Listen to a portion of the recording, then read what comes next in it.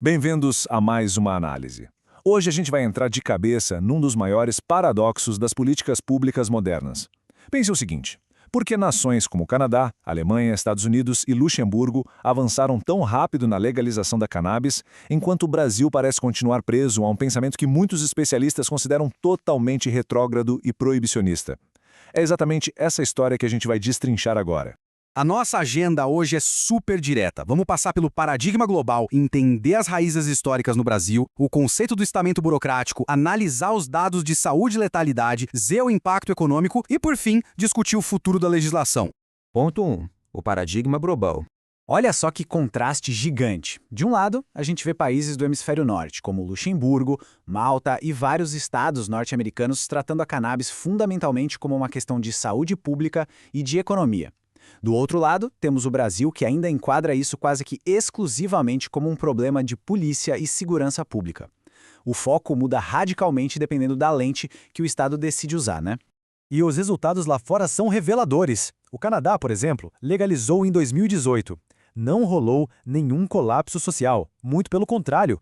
Eles geraram bilhões de dólares em impostos, tiraram o dinheiro do mercado ilícito e o uso entre os jovens continuou super estável. Observando isso, a Alemanha seguiu exatamente o mesmo caminho agora em abril de 2024, com um objetivo bem claro: descapitalizar o mercado negro e afastar os jovens das máfias.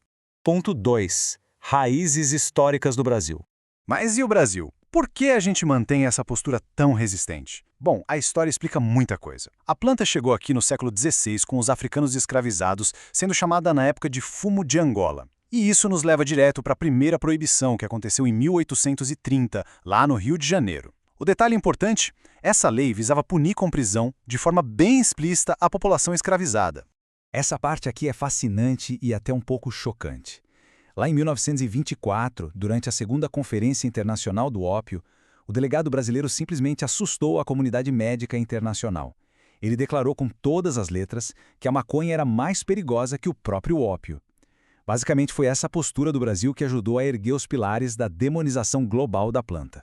E convenhamos, a base para isso não tinha nada de científica. Sociólogos e historiadores mostram que as nossas raízes proibicionistas estão fortemente amarradas ao estigma racial. No início do século XX, campanhas médicas com um viés eugenista super forte rotularam a planta como um, entre aspas, vício africano. Era, na verdade, uma ferramenta do Estado para marginalizar as tradições afro-brasileiras. Ponto 3. O estabeamento burocrático. Todo esse estigma histórico preparou o terreno para o que a gente vive hoje. E aqui entra um conceito sociológico sensacional do Raimundo Faoro, o estamento burocrático. Na prática, a tal guerra às drogas serve como a justificativa perfeita para inflar orçamentos bilionários de segurança e manter um policiamento militarizado. Ou seja, a proibição acaba sustentando uma indústria altamente lucrativa para uma elite burocrática estatal. Ponto 4. Saúde e letalidade. Agora, deixando a sociologia um pouquinho de lado e olhando para os dados duros. Quando a gente avalia a toxicologia objetivamente, a disparidade é absurda. Olha essa tabela. O álcool, que é super legalizado e incentivado, é considerado 114 vezes mais letal do que a cannabis. Aliás, a cannabis sequer tem registro científico de overdose letal na medicina. É um paradoxo gigantesco das nossas políticas públicas. A gente, como sociedade, aceita tranquilamente uma substância legalizada que causa milhares de mortes violentas e acidentes de trânsito todos os anos. Enquanto isso, o Estado gasta uma fortuna policiando uma planta que age fundamentalmente como um sedativo, sem nenhum gatilho químico para a agressividade. Ponto 5. O impacto econômico. Além da questão da saúde, continuar com a proibição significa abrir mão de muito, mas muito dinheiro. De acordo com as projeções da Kaya Mind, uma empresa de inteligência de mercado, um setor regulamentado de cannabis no Brasil poderia movimentar até 26,1 bilhões de reais num período de apenas 4 anos. É uma cifra impressionante. E não estamos falando só de dinheiro rolando, não. Estamos falando do sustento de milhares de famílias. As estimativas mostram que esse setor tem potencial para gerar cerca de 117 mil empregos diretos e indiretos, espalhados por toda a cadeia, desde a agricultura até laboratórios de biotecnologia.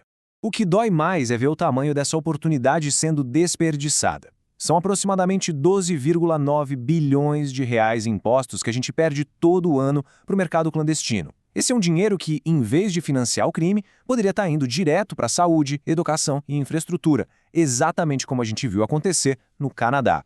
E o nosso último ponto, o 6, o futuro da legislação. Então, onde a gente está agora nessa batalha legislativa? O cenário no Brasil é super polarizado.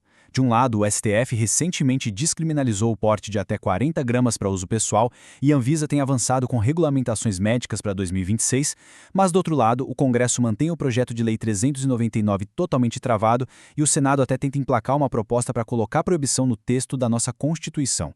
O que nos deixa com essa pergunta no final das contas?